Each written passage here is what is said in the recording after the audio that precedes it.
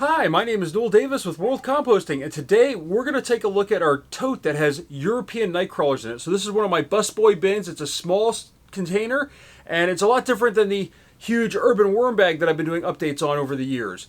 And this one has been doing really well with these European Nightcrawlers. I really thought that they would just sort of take off and run out of the bin, as I've heard that they tend to wander, but I had zero issues with that. And this system's been doing really well. Now, it has been 34 days since our last update, so let's get a look, see how they're doing, see if they need more food, which I'm sure they will, and probably just get some more material into this system in general. So with that, let's take a look and see how the bedding looks and see how the worms are doing. All right, here is our bin. Our last update was on February 21st. Today is March 27th. So we're going to go ahead and move that back down just a little bit. Now let's go ahead and take off our bubble wrap on the top and see how these worms are doing. First off, a lot of castings stuck up in these bubble wraps. There's actually a couple worms in there as well. I see one over there. One, I think, centered right there. So a couple worms in here. But overall, looks pretty good. Very little moisture on there, which is fine. And as you can tell already, I'm sure you can see the dry... Put my glove on right here. I was going to reach in, but I didn't have it on. This dry ridge right here around this side and this side. You can see it's very, very dry. I mean, this is too dry for worms. They're not going to be in there. It's almost like crumbly. There's probably not a lot of microbial activity in there either because of it being so dry. You really need moisture for microbes. So with that, let's go ahead and start digging into this and see how this goes. Let's dig in. Actually, we fed on this side last time. Let's go on this side to start. So, got that dry material this side, but the nice, thick, wonderful looking castings in here. Lots of worms still.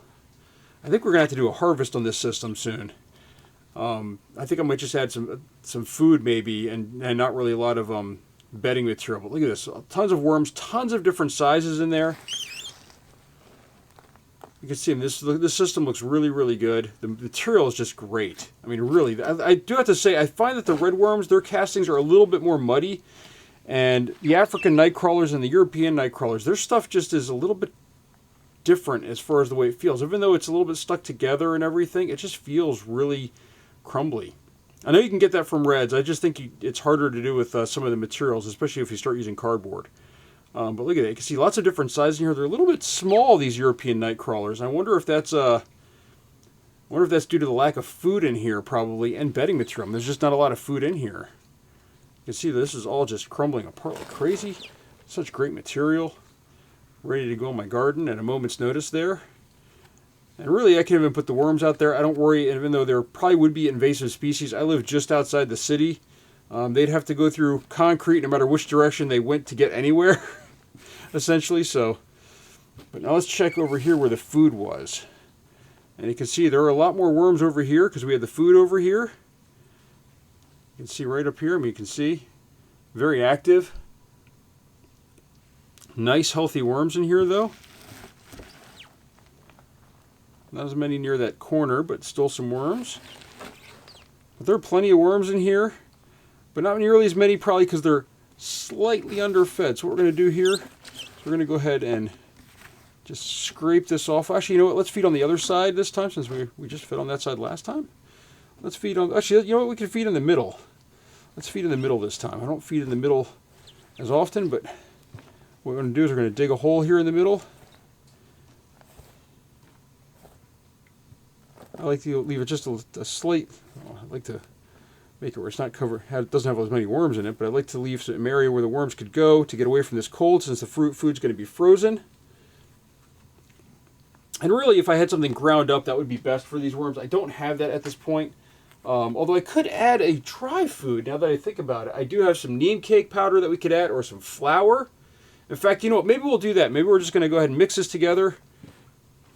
This is a really nice consistency. I'd like to sort of maybe keep this and then maybe separate it even. So let's just sort of grow this out a little bit. Let's mix this up. Got that nice material. Let's go ahead and add.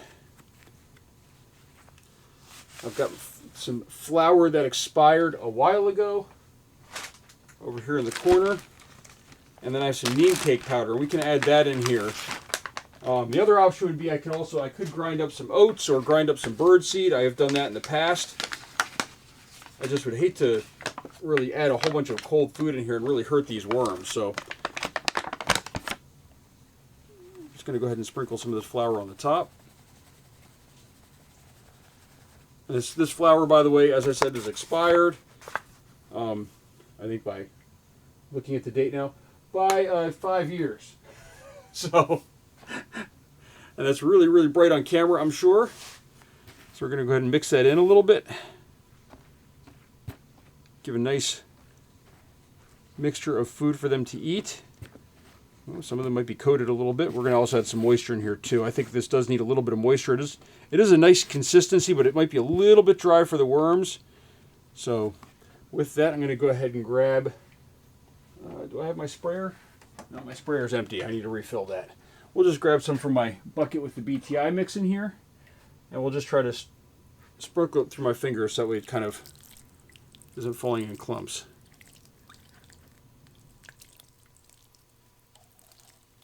There we go. So I know that's quite a bit of water in there, but we can just sort of mix that in. I think this will be good food for them.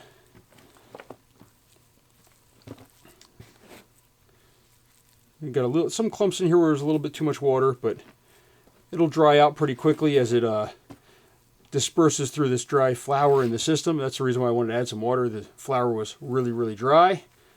And I think that's it for this system. We're just going to go ahead and let the worms work at that. I think I'm going to try to write down and maybe try to do a harvest on this in a week or two.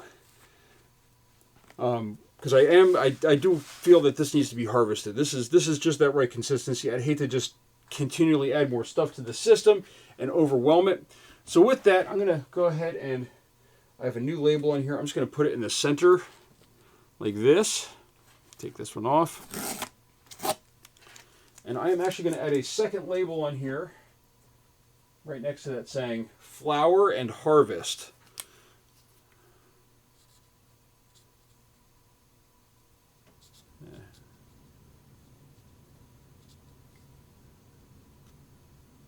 And hopefully next time I'll remember to actually harvest it. I have to admit, with everything going on, it's been hard to remember to do this stuff. My worms are sort of getting I hate to say it, the short end of the stick here. But there we go. And hopefully next time we'll come back, we'll maybe throw this on the sorting machine. I think I've got that up and working a little bit better now. I've played around with it a little bit. I haven't done any videos on it in a while. But maybe it's time to break that out and do another video. So with that, thank you for watching. And if you have any questions or comments, let me know down below. Thank you.